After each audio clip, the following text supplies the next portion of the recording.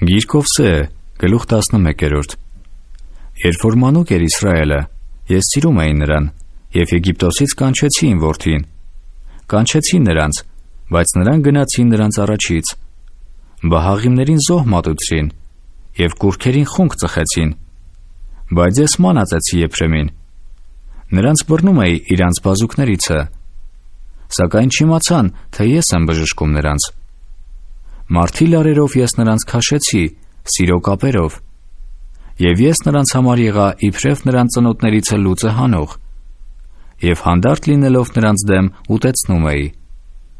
Ետ չպիտի դառնա նա Եգիպտոս, այլ Ասորեստանն է նրա թագավորը, որովհետև չուզեցին դառնալ, և պտույտ պիտի տա սուրը նրա քաղաքների վրա, և վերջացնե նրա նիգերը, ու լափե նրանց խորհուրդների մասին։ Եվ իմ ժողովուրդը հակամիտ է ինձանից խոտորվելու, թեև դեպի Բարձրյալն են կանչվում նրանք, սակայն վեր չեն կենում։ Ես քեզ ինչպես թող տամ, ով Եփրեմ, և քեզ հանձնեմ, ով Իսրայել։ Ես քեզ ինչպես Ադմայի պես անեմ, Սեբոյիմի պես շինեմ։ Գալարվում է սիրտս ինձանում, միանգամայն քրքրվել է կարեկցությունս։ Ես չեմ գործադրել իմ բորբոքած բարկությունը, կրկին չեմ ավերել Եփրեմին, որովհետև ես Աստված եմ և ոչ թե մարդ, քո միջումը սուրբ եմ և չեմ գա գրգռմունքով։